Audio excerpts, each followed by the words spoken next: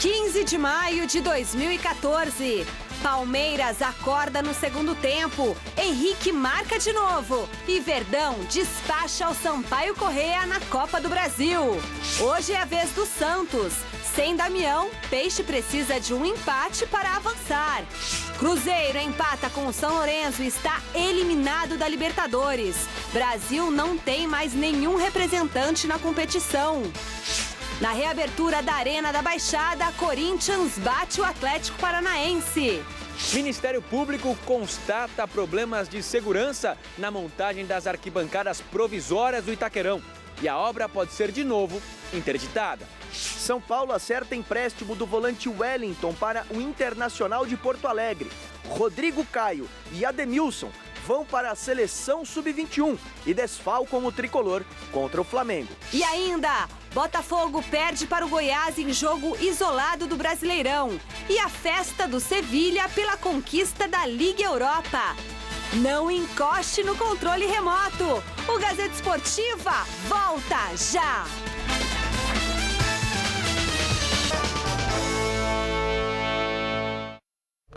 Olá, ótima noite de quinta-feira para você.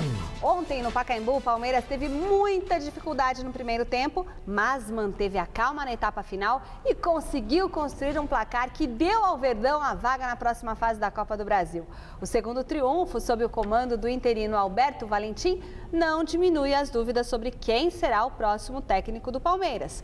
Esse foi um dos grandes assuntos no Pacaembu entre torcedores, jogadores e jornalistas. Acompanhe.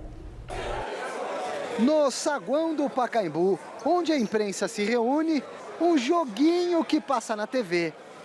O lanche salgado da tia e outros quitutes despertam o interesse dos repórteres. A boca que mastiga é a mesma que fala pelos cotovelos. Jornalista adora abrir o bico, opinar, informar, ainda mais quando o time grande demitiu o técnico outro dia. Palpite vai ser o Dorival Júnior. Vou ficar com o Gustavo, apenas como palpite Dorival Júnior. Dorival Júnior ou Vanderlei Luxemburgo, acredito que um dos dois. Eu gostaria muito de ver o Luxemburgo voltando ao futebol. Eu também gostaria de ver o Luxemburgo de volta. Por piores trabalhos que ele tenha feito nos últimos tempos. Você quer manchete, né? O Luxemburgo faz falta para o futebol e faz falta para a imprensa, acima de tudo. É um cara que dá ótimas notícias pra gente. Mas, de repente, pode pintar uma surpresa. Eu contrataria o Arce, Francisco Arce, que foi um baita no jogador, o cara que não tem os vícios do futebol brasileiro como treinador, está iniciando a carreira, tem identificação com o Palmeiras e seria uma tentativa. Seria, então, um ex-jogador do Palmeiras a solução? Você não encararia, não? Ser técnico do Palmeiras? Ano que vem. Vou estudar, vou preparar para isso. Com certeza. Fazer um estágio, eu gosto Guardiola. Eu acho que assim, tem que ser auxiliar. Eu quero ser auxiliar depois. E o técnico visitante, que tal? O comandante desse time, do Sampaio Corrêa, o presida do clube maranhense, tira um sarro. Mas então eu vou tirar onda com você também. Eu acho que ele não iria aceitar a proposta do Palmeiras, porque ele ganha muito bem no Sampaio. Piadinhas também naquela roda dos meus colegas de profissão. Técnico do Palmeiras? Ué, pelo que eu leio aí, não serve um, não serve outro, vai ser um técnico em informática aí, porque tá meia coisa, né? Pode então colocar dentro dessa seleção o professor Gilson Kleina, tá no mercado, já tem identificação com o clube. Eu só tô esperando quando for a dinâmica de grupo. Dorival, Vanderlei, todos em uma sala só. Tô esperando isso. Eu só temo que esse processo seletivo seja o Enem e que apareçam surpresas aí. Eu chuto que seja o Dorival Júnior, chuto. Eu não tenho nenhuma informação. O Enem é impossível, porque no Palmeiras as coisas não andam vazando. E no Enem vazava tudo, né? Agora, falando sério, sem o Fernando Praz machucado, sem o Valdívia com a seleção chilena, sem o Kardec que foi embora para o rival e sem treinador, ou melhor, com técnico interino, o Alberto Valentim, os atletas do Palmeiras desembarcam precisando de um simples 1-0 para avançar na Copa do Brasil, deixando assim o terreno preparado para quem chegar. Ou não? Em algumas oportunidades, numa situação dessa, vários treinadores aí acabam se formando dessa forma, né? Mas a gente não sabe, mas o importante é que a gente tá contando com ele, sabe da responsabilidade que ele tem junto com a gente, natural, e a gente torce aí para que o Palmeiras tenha um final feliz, independente de quem seja o Alberto, se for um próximo treinador possa vir a chegar. O importante é a gente seguir nessa caminhada e conseguir os pontos. Quem anda fugindo das câmeras e microfones é a tia do cachorro-quente e a diretoria do Palmeiras. Fala aí, presidente. Como é que tá? Sem entrevista? Sem novidades? Sem novidades. Pode ser um estrangeiro, será? Né? Sem novidades. Qual seria essa novidade ideal para comandar o Palestra daqui para frente, na opinião da torcida alviverde? Novo técnico, sugira um nome. Menos Luxemburgo. Doriva. Eu queria Evair, na verdade, cara. O Evair. O técnico, o Luxa. Sem dúvida. O Luxa não vem mais. É o Arce. Esse nome aí é forte. É Arce. Qual o nome? Arce não. O Jorginho vai vir. Vai vir o Arce ou o Jorginho. O Arce é melhor na lateral que o Arce. É o Luxa. Luxa não. Ou o treinador do Vélez. Luxa já deu o que tinha que dar. Agora vai vir o Jorginho. Grande Doriva. Alô, palmeirenses, torcedores e cartolas. Que tal inovar pra valer e colocar no cargo um guerreiro de verdade? O cacique da tribo indígena alagoana, Cariri Chocó, indica um pajé para curar esse time. Tem o Suíra lá. Suíra? Qual que é o estilo de comando do Suíra? Ah, muito forte. É um pajé, né? Ele é bravo? É muito bravo. Certamente gritar com os jogadores não seria um problema. Bocuia! Valeu!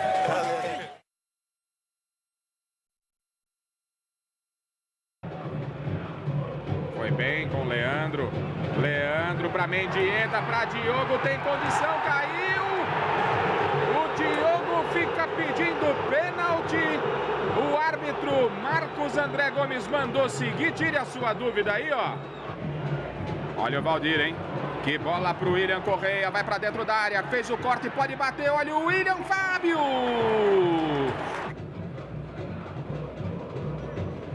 Boa jogada, olha o Diogo de frente pro gol, uma paulada na trave! Uma paulada do meio da rua, uma castanhada!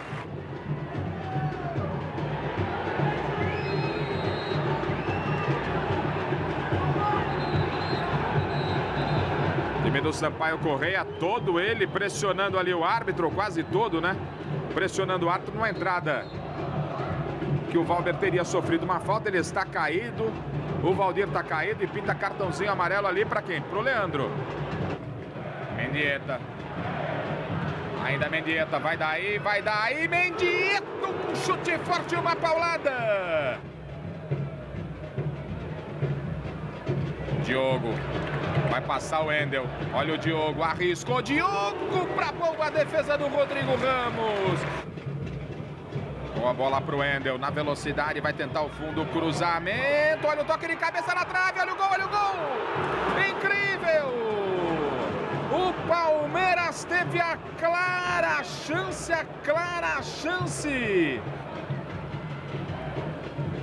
Cruzamento para dentro da área, olha o gol, vai entrando, é gol!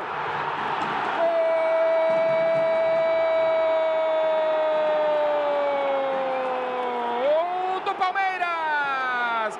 Mendieta!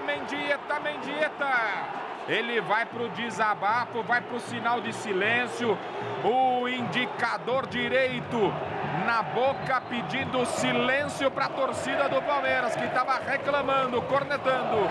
Mendieta!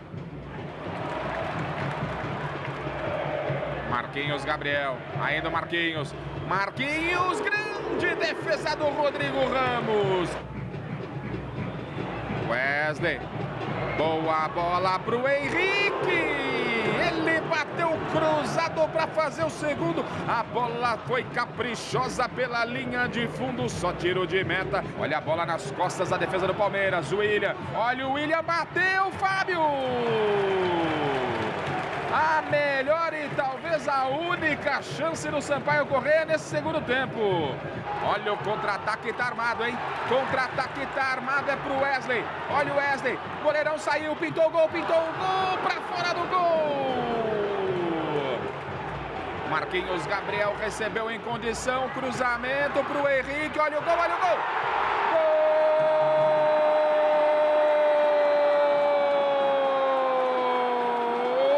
Gol do Palmeiras!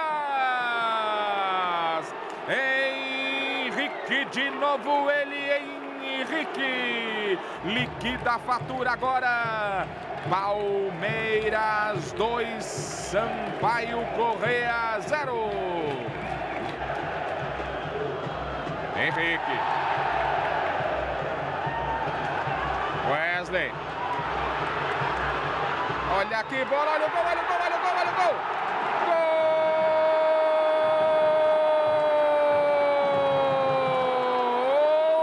Gol do Palmeiras.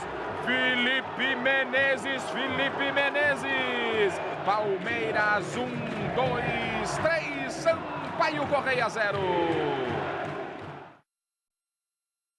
Aliviados pelo resultado, pela classificação à próxima fase da Copa do Brasil e à espera de um novo treinador, jogadores do Palmeiras aqui na Zona Mista concederam entrevistas com os filhos e filhas no colo. A gente sabe que era complicado, porque a equipe deles é uma equipe qualificada, onde tem jogadores de qualidade e a gente está precisando do resultado, mas ainda bem que a gente conseguiu e hoje a gente vai embora feliz da vida, sabendo que final de semana já tem outros compromissos aí de grande importância para a gente dar continuidade no Brasileiro. O único herdeiro? Por enquanto sim, vamos ver, esperar a nega véia esquecer, que é ainda as noites de sono ainda. Como é que ele chama? Lian. Você desabafou bastante na comemoração, por quê? Quero pedir primeiramente desculpa para toda a torcida que vem alentar aqui a Palmeiras, porque sempre tem torcida que vem a xingar. Desde o começo do jogo vem a xingar e uno fica com a cabeça quente, então não pensa no que fez, mas esse gesto foi somente para 2, 3 pessoas que eu vi que me estavam xingando desde que começou o jogo. Para encerrar nossa reportagem, está aí o filhote, já dando a mão para o papai matador. Falar disso e Deus vem me abençoando. Muito feliz por este momento. Meus companheiros têm me ajudado também muito e vale enaltecer isso. Vinícius já entende, já vê televisão, vê você fazendo gol? Pode pegar no gol. Esse daqui já entende já, hein? Quem fez o gol, filho? Fala no microfone, quem fez o gol? Contigo. Fala quem fez o gol. Papai. Grande noite para você que acompanha o Gazeta Esportiva. Bom, a vitória do Palmeiras, na verdade, ela começou a ser construída, obviamente, com o gol do Mendieta, mas a consolidação mesmo veio no gol do Henrique, porque estava 1-0. Se o Sampaio Corrêa fizesse um gol, poderia complicar a vida do Palmeiras. E, aliás, o Sampaio Corrêa se classificaria, que aí sim o Palmeiras teria que, por obrigação, fazer mais 2 gols, uma vez que 2-1, placar igual lá do Maranhão, levaria para os pênaltis. E aí são gols 45, outros 47, as pessoas lamentando a saída do Allan Kardec e, de repente, o Henrique, 4 jogos, 4 gols. Quer dizer, já tem estrela o atacante do Palmeiras. E achei bonito também o gesto dos companheiros do Mendieta. Veja só, ele faz o gol, aí ele sai revoltado com parte da torcida que o tinha xingado. Aí já estava preparando o sinal de silêncio, quando de repente veio todo mundo tentando encobri-lo para que ele não fizesse o gesto, ou seja, para protegê-lo, para evitar um desgaste do jogador com a torcida. Poucas pessoas, diga-se de passagem, perceberam o gesto do Mendieta, que logo foi ofuscado pelos companheiros e ninguém falou nisso. Mesmo assim, ele achou por bem pedir desculpas. Acho nobre por parte do jogador. É que jogador estrangeiro não está muito acostumado com isso. Normalmente eles são apoiados incondicionalmente quando em campo. Aqui não, aqui começa o jogo, 20 minutos já tem nego xingando, vaiando, sabe? Fica mais fácil pagar uma sessão de terapia do que pagar ingresso só para ir xingar, porque uma coisa é um gesto nada inteligente. eu parto do pressuposto, se o cidadão vai ao estádio, ele quer ver o time dele vencer, então apoia, ajuda. Se no final ele ficou insatisfeito, não gostou do que viu, aí vaia. Mas vaiar enquanto a bola está rolando, eu acho de uma falta de inteligência, sabe, muito grande, Godoy. Sei que é a cultura do futebol brasileiro, mas não é porque eu sou brasileiro que eu vou concordar com isso. Boa noite. Boa noite, Celso, Michele. Boa noite para você que está de olho na Gazeta, porque eu também estou de olho em você. Mas esta falta de educação é só o brasileiro que tem, porque os outros países aí, os caras ficam torcendo o jogo inteiro. O jogo inteiro, incentivando. Porque se você apoia, é muito mais fácil do que você tornar-se um adversário do teu jogador. Mas, se você quiser ver, observar como é o comportamento do cidadão brasileiro, independente da classe social, vá ao estádio de futebol. Fique sentado no degrau lá de cima, olhando ali embaixo. Não tem nível social, vira tudo animal. Uma expressão vai sair da boca do cara extravasando e ofendendo ao invés de apoiar. Mas para a alegria da doutora Alessandra, esposa do Bimbim, aniversariante de hoje, do Valdeci lá da Vila Campestre, esses palmeirenses, o Palmeiras conseguiu superar esse adversário com muita dificuldade ontem. Graças à boa atuação desse jovem goleiro Fábio, né? Esse artilheiro Henrique está iluminado e o Mendieta conseguiu substituir o Valdívia com muita qualidade, não com a mesma inteligência, porque queira ou não queira, o Valdívia é o craque da equipe. E a arbitragem neste lance aí acabou ajudando o Palmeiras, porque esse garoto Leandro, que jogou muita bola ano passado, olha a cotovelada que ele dá com o braço direito no adversário, deveria ter sido expulso aos 42 minutos do primeiro tempo. Esse garoto precisa colocar ele para cheirar fumaça de escapamento e beber água de salsicha, porque com a mordomia que estão dando para ele, ele tem vacilado demais. Então vamos dar um castigo para ele, faz ele brincar um pouco na água de enxurrada a hora que tiver, né, porque não chove também, para ele sentir que o negócio... Imaginando se o senhor fosse o Capitão Nascimento. Não, se fosse o Capitão Nascimento era porrada. Porrada. As técnicas de tortura, porrada, cheirar fumaça de escapamento, tomar água de salsicha ou de enxurrada... Como é que pode dar uma vacilada dessa, pô? Dá uma vacilada dessa, nos 42 minutos do primeiro tempo, o time numa dificuldade desgramada, ele vai lá e dá uma cotovelada e é expulso. Ó, tá de brincadeira. E outra coisa, torcedor palmeirense, para de pressionar a diretoria. Deixa a diretoria escolher. Vocês viram só, ela vacilou no Allan Kardec, mas trouxe o Henrique. Portanto, deixa ela escolher o técnico e o treinador que ela quiser. Inclusive, se optar em manter o Alberto Valentim, que seja dado força e apoio. Porque nós não temos outro técnico também que saiba mais do que o Alberto Valentim, não. Pode ter mais experiência, conhecimento não. Porque tá todo mundo quase nivelado. E olha só, aqui, hein? Esse tem experiência internacional. Se formou lá fora. Dê chance a ele se for necessário. Obrigado. Boa, Godoy. Você que está em casa, vote na enquete do site gazetesportiva.net, que é sobre o treinador interino do Palmeiras. Você acha que o Palmeiras deve efetivar o Alberto Valentim como técnico? E aí, Godoy, sim ou não? Eu acabei de falar meu ponto de vista. E ainda eu recebo o apoio agora aqui do Marinho, do Dalton, lá de Turiúba. Fica Alberto Valentim. Celso. Bom, levando em consideração o futebol brasileiro, acho que não vai ficar. Porque, veja só, não se aposta numa filosofia. Então vamos imaginar que ele fique num primeiro momento. 3, 4 derrotas já são suficientes para você mandar embora. Sim, eu vou repetir. Não é essa. Foi o mesmo que aconteceu com o Jorginho. Então, na minha não, tem que trazer um técnico experiente. Afinal, a não ser que o Palmeiras banque.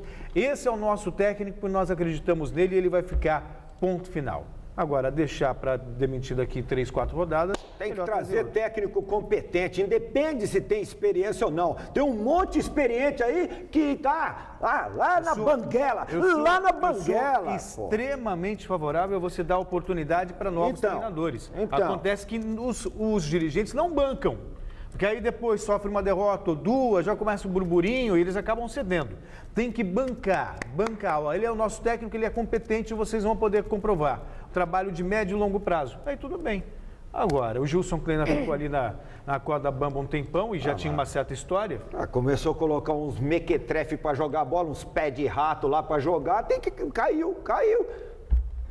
Bom, além de Palmeiras 3, Sampaio Corrêa 0, mais 5 partidas completaram a rodada de ontem pela Copa do Brasil. O ABC venceu o Atlético Goianiense no Serra Dourada por 2-1 e garantiu vaga na próxima fase.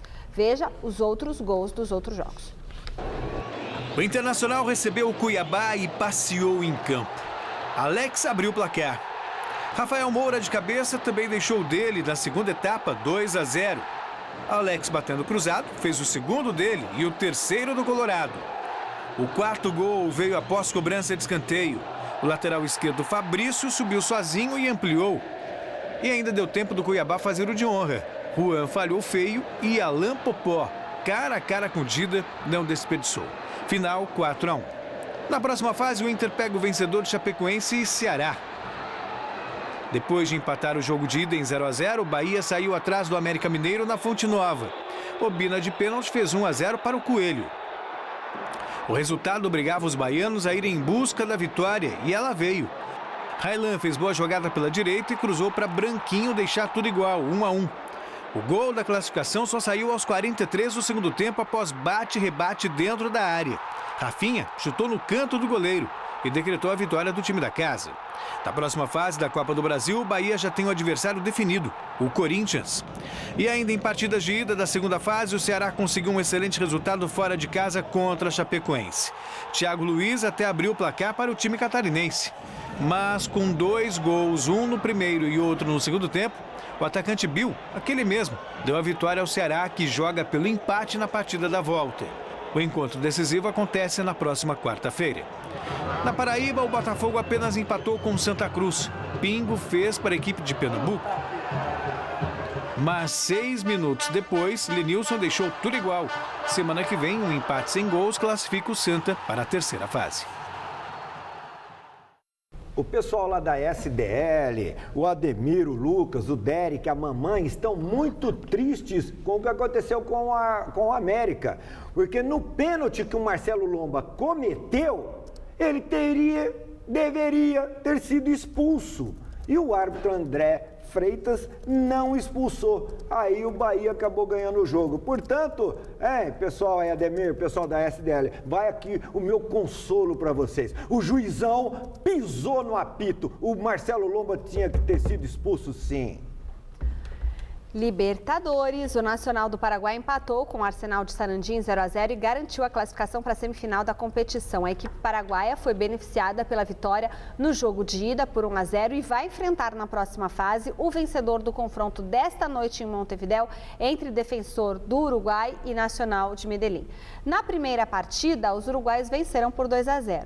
Já o Cruzeiro decepcionou os mais de 40 mil torcedores que lotaram o Mineirão. Gente, que tristeza. Precisando reverter a derrota por 1-0 na primeira partida, a equipe mineira empatou com São Lourenço em 1-1, foi eliminada da competição. Agora o time do Papa vai decidir uma vaga para a final contra Bolívar ou Lanús, que vão jogar essa noite na altitude de La Paz. Esse Papa é forte, hein? Porque nunca tinha ouvido falar desse time e agora tá indo bem pra caramba. A primeira partida terminou empatada em 1-1, veja os gols. O Cruzeiro recebeu no Mineirão o São Lourenço da Argentina e Piatti, aos 9 da primeira etapa, fez o gol dos argentinos, 1-0. Bruno Rodrigo, aos 25 da segunda etapa, empatou a partida. Final no Mineirão, 1-1. Cruzeiro eliminado da Libertadores. Bom, o São Lourenço é um dos grandes da Argentina que jamais conquistou a Libertadores. E tem a grande chance agora. Tem Nacional do Paraguai, provavelmente Defensor do Uruguai, Bolívar. Aí não tem como, com todo o respeito que merecem esses times, o São Lourenço é o maior de todos, além de contar com a bênção do Papa. Não, depois que veio o Papa, tudo mudou no time. O Cruzeiro, ele, fez uma Libertadores muito irregular. Estava ameaçado de não passar na primeira fase, aí de repente venceu a Universidade do Chile no Chile e ressuscitou. Aí contra o Cerro tinha tomado um empate em casa, foi jogar fora com 1 a menos, conseguiu vencer. mas aí já era demais, né? Ontem tomou um gol logo no começo. O São Lourenço é um time muito acertadinho, abdicou do ataque, é verdade, mas veja só. Venceu o primeiro jogo por 1-0, fez 1-0 fora de casa. O Cruzeiro precisava de 3 gols para avançar. E aí, realmente, era uma missão muito difícil. Agora, tem um outro detalhe que a gente não pode deixar de lado. A gente sempre se gabou, porque o futebol brasileiro é o melhor da América do Sul, é o mais forte, blá, blá, blá. Olha aí. Não tem ninguém. Sequer se classificou para as semifinais. O que mostra que o nosso futebol, o futebol brasileiro, ele precisa, sabe, de uma reciclagem.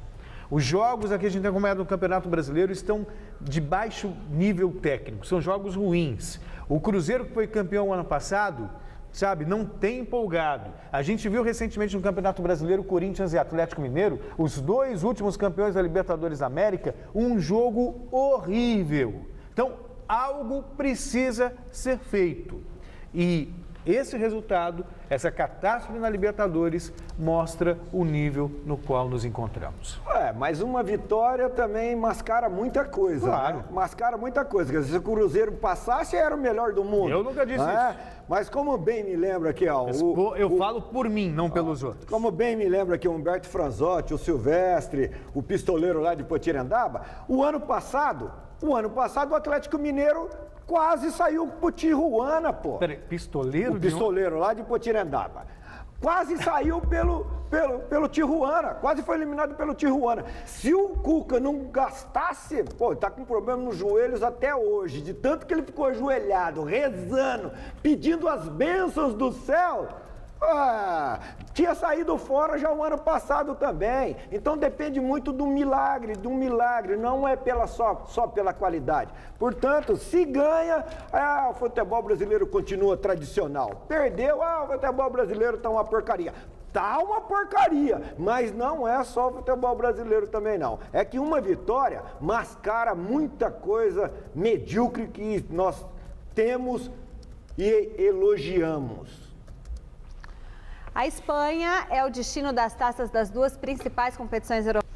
Um jogo isolado marcou a abertura da 5ª rodada do Brasileirão. Depois de golear o Criciúma por 6-0 no último domingo, o Botafogo foi a Juiz de Fora enfrentar o Goiás e se deu mal.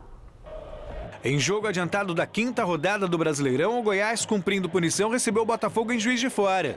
Os gols saíram apenas no segundo tempo. Ramon dominou dentro da área e bateu com estilo no canto do goleiro Jefferson. O segundo dos goianos foi ainda mais bonito. Thiago Real viu bem a infiltração de Ramon, que tirou do goleiro e depois rolou de calcanhar para Danilo, sozinho completar para o gol. E ficou nisso. Goiás, agora vice-líder do Campeonato 2, Botafogo 0. Em Curitiba, a festa foi do Corinthians, que venceu o Atlético Paranaense por 2-1 no amistoso que serviu para teste da Arena da Baixada, que vai receber 4 jogos na Copa do Mundo. Veja os gols. No primeiro evento teste oficial na Arena da Baixada, antes da Copa do Mundo, o Atlético Paranaense saiu na frente do Corinthians numa bela jogada de Marcelo, 1-0. Só que o Timão tratou de empatar a partida ainda no primeiro tempo com o Luciano. O desvio na defesa matou o goleiro Everton. Na segunda etapa, Renato Augusto puxou o contra-ataque e entrou livre na área para fazer o gol da vitória do time paulista. Final Atlético 1, Corinthians 2. Festa do Corinthians na Arena da Baixada, problemas no Itaquerão.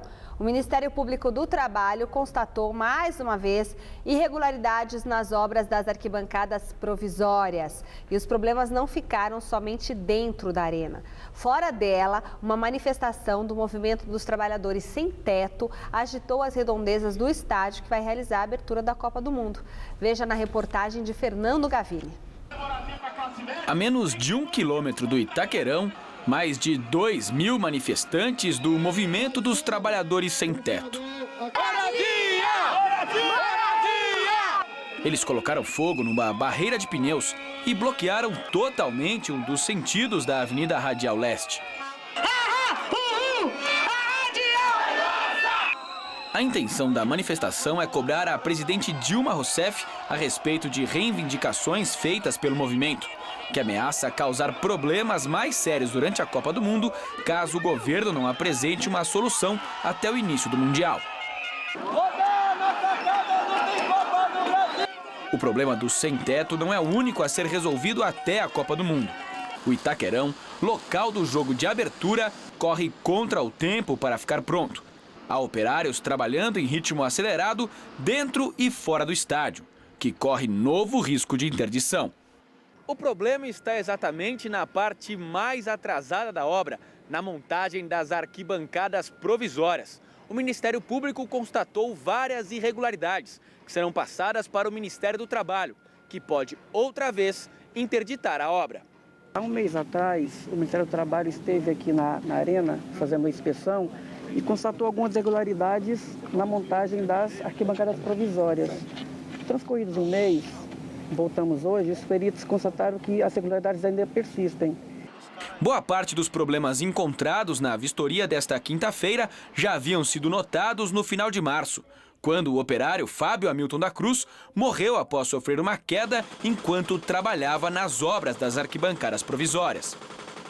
A situação que foi verificada na ocasião daquele acidente com o trabalhador da FAST, a gente viu que mudou, mas não melhorou tanto assim, mesmo porque ainda existe o risco de acontecer um novo, né? Questão de movimentação de carga. Quando você vai se movimentar a carga, você tem que isolar uma parte e evitar que trabalhadores circulem por elas. Então está havendo movimentação de cargas e trabalhadores do mesmo jeito. Questão do talabarte, que seria um equipamento de segurança. Ele está sendo usado de maneira incorreta. Isso pode provocar algum acidente. Então é isso que está preocupando a gente por enquanto. Apesar dos problemas encontrados, o Ministério Público do Trabalho não tem poder para interditar imediatamente a obra. Essa próxima providência será entrar em contato com o Ministério do Trabalho, solicitando que venha fazer uma nova inspeção e, se for o caso, interditar essas obras até que se regularize essas situações. Mas se o Ministério do Trabalho não tomar nenhuma atitude, o caminho será a justiça para parar as obras até que as irregularidades sejam corrigidas.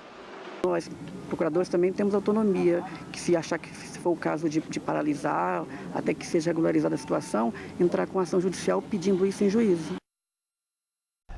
É interessante esse negócio de fiscalização, né? Se desde março lá está errado, então por que está fazendo?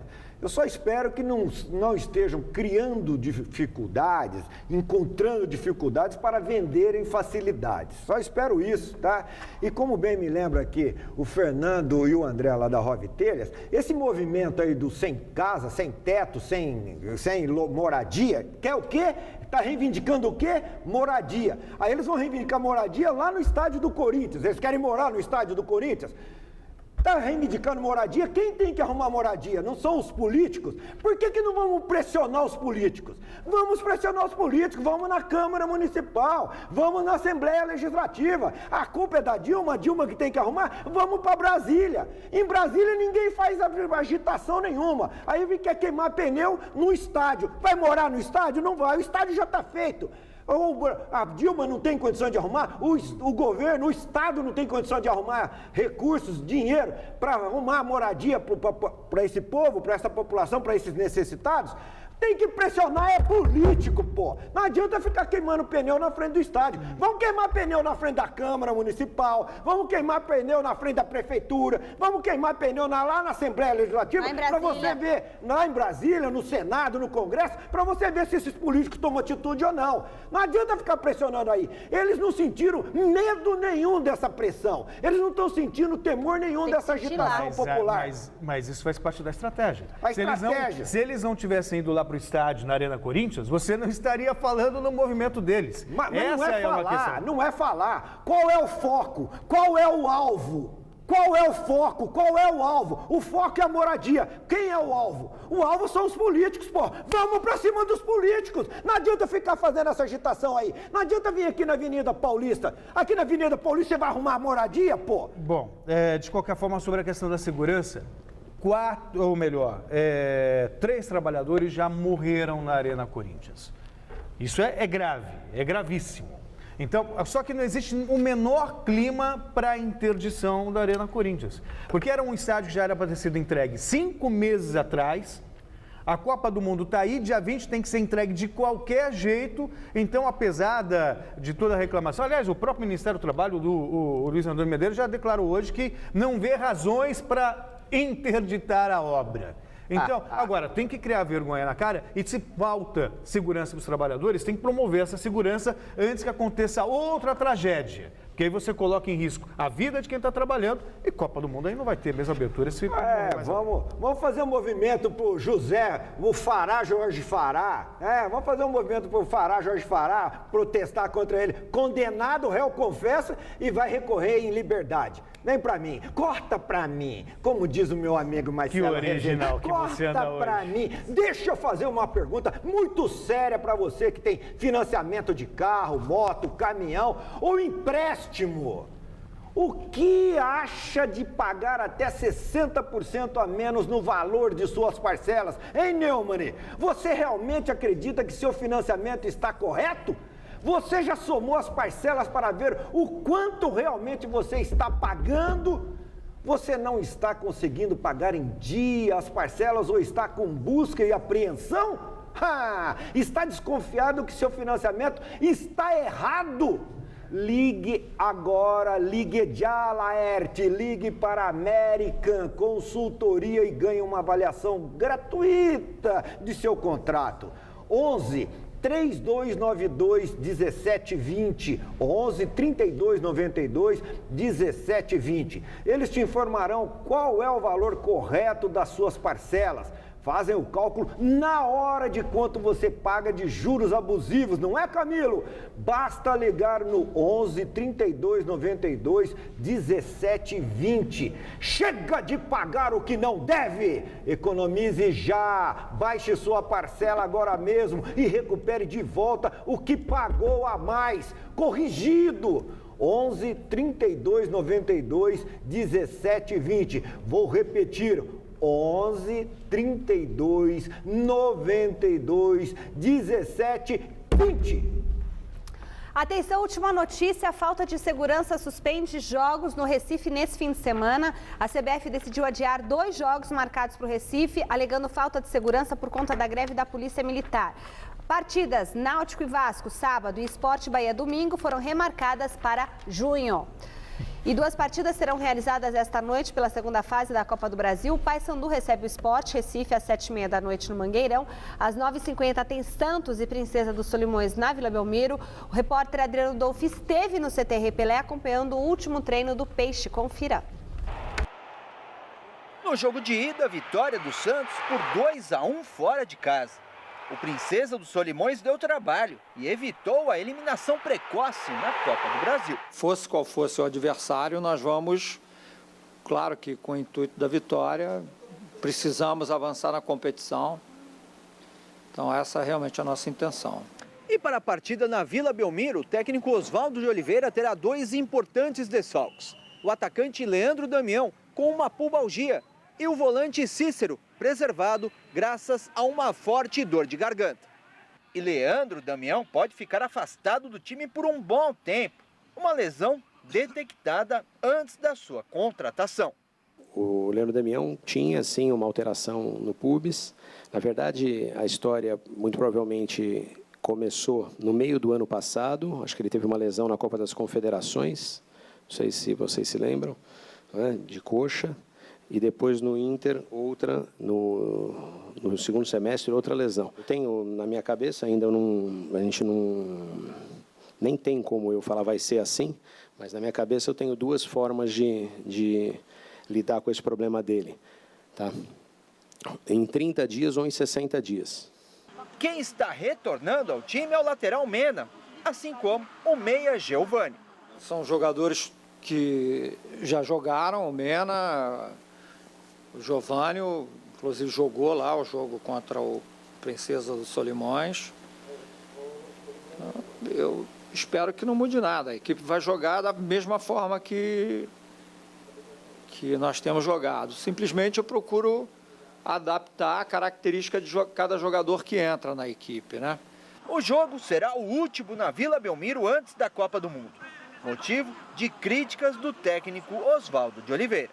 Eu lamento que a gente tenha que jogar em Cuiabá e jogar, enfim, em outras praças, né? Eu acho que isso tira, inclusive, a fidedignidade do campeonato. Eu vou torcer para isso passar rápido e que a gente tenha o dano menor possível com essas viagens, com esses campos e, enfim, com essas coisas todas. Manaus, Londrina, Santos e no final de semana o destino será Cuiabá. Oswaldo até brinca com a cansativa sequência de viagens. Bom, eu vou tirar um certificado de guia turístico, né? Porque conhecendo tudo. No São Paulo, o técnico Muricy Ramalho segue preparando a equipe que vai ter vários desfalques para o confronto contra o Flamengo domingo no Maracanã. Do CT da Barra Funda, o repórter Felipe Boril tem as últimas do tricolor. Não pode ter sono, Souza. O time tem que acordar. Já são 3 rodadas sem vitória, 3 empates consecutivos. Se esse lance não mudar, a coisa pode ficar complicada. O Campeonato Brasileiro tem que somar ponto. Eu acho que valeria muito mais a gente ter perdido um jogo e ter ganho os outros 2. Então, a gente tem que somar ponto com vitórias. Acho que o empate não é muito jogo pra gente. A gente sabe disso. É importante que a gente vença esse jogo domingo, primeiro para tirar essa sequência de empates e depois para dar confiança para a sequência. Para ajudar, Muricy Ramalho perdeu 4 jogadores convocados para a Seleção Brasileira Sub-21, entre eles Rodrigo Caio e Ademilson. Ambos já se apresentaram e ficarão de fora do compromisso no final de semana. Além disso, Álvaro Pereira, suspenso, também fica de fora. As peças de reposição que a gente tem está sendo muito boa. Eu acho que a gente tem que fechar agora e esquecer, infelizmente, que o Rodrigo e o Álvaro não vão poder jogar, contar com aqueles que podem e tentar vencer o Flamengo. E mais gente não vai participar do jogo contra o Flamengo no Maracanã. Só que esse é de uma forma definitiva. Vai deixar o São Paulo. O volante Wellington foi formado nas categorias de base do São Paulo. Treina entre os profissionais desde 2008. Com 23 anos, não vinha sendo utilizado pelo técnico Muricy Ramalho e acertou o empréstimo por 1 ano para o Internacional de Porto Alegre. Já até se despediu dos companheiros. Foi ali, conversou com a gente. A gente não sabe ainda como é que está a situação dele lá, mas de qualquer forma a gente sempre vai desejar uma boa sorte, que é um companheiro nosso. E espero que se der tudo certo, que corra tudo bem para ele lá. Mas se despediu sim. Uns vão embora, outros chegam e para qualificar ainda mais o grupo, com o atacante Allan Kardec, Souza tem uma amizade antiga. A gente se conhece há muitos e muitos anos, a gente morou junto na concentração do Vasco e somos realmente amigos, não somos somente colegas ou pessoas que se acabam encontrando no futebol e criam amizade. A gente é amigo, irmão, pode se considerar assim, mas dentro de campo a gente sabe que o Luiz Fabiano, que eu vi hoje, tem que me ajudar da mesma forma que o Allan. Jogar mesmo só depois da Copa para Allan Kardec, mas não tem problema. Até lá, tem tempo suficiente para os dois se entrosarem. Que essa amizade possa ajudar o tricolor dentro de campo, no objetivo principal, conquista de títulos. Depois da segunda vitória sob o comando de Alberto Valentim, o Palmeiras se representou agora à tarde, já de olho no próximo compromisso agora pelo Brasileirão. A reapresentação do Palmeiras começou nessa quinta-feira na academia, com a entrevista coletiva de 2 jogadores revelados na tão criticada base do Verdão. O goleiro Fábio e o volante Renato esperam que o futuro técnico continue dando a eles oportunidades no time titular. Pode bater, olha o William Fábio! Na base existem grandes jogadores, como existem os que chegaram aqui no profissional, que é o meu caso, o do Fábio, Patrick Vieira, Miguel, Chico, entre outros. Tem muitos jogadores e eu acho que cada vez mais o Palmeiras tem que estar olhando para as categorias de base, que eu tenho certeza que muitos jogadores que estão lá e os que estão aqui podem dar frutos para o Palmeiras. Concordo, desde meus 16 anos tem esse vínculo com o profissional. Isso é importante para o amadurecimento do atleta, né, durante a carreira. E só tem o clube a crescer com isso. Se o experiente e renomado zagueirão Lúcio tem se manifestado contrário à contratação de um técnico estrangeiro, os meninos aí que estão só começando a carreira preferem não dar palpite. Eu acho que isso não cabe a nós escolher um técnico ou outro, se é estrangeiro ou se não é. Eu acho que o Palmeiras tem excelentes profissionais para estar cuidando desse assunto.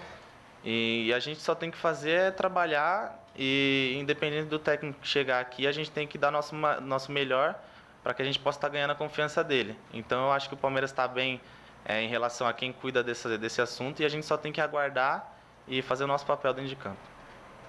Foi o que o Renato falou. A gente tem que, única e exclusivamente, pensar no nosso trabalho. Esse assunto a gente tem que deixar para a diretoria, que eles são sabedores e vão fazer a escolha certa. Para o jogo de domingo contra o Vitória, em Salvador, pelo Campeonato Brasileiro, o lateral esquerdo William Matheus, que se machucou ontem, fica de fora, e o atacante Leandro, convocado pela Seleção Brasileira Sub-21, também é desfalque para o técnico interino, o Alberto Valentim, que segue o rumo dele, um passinho por vez, até que um novo professor pinte por aqui.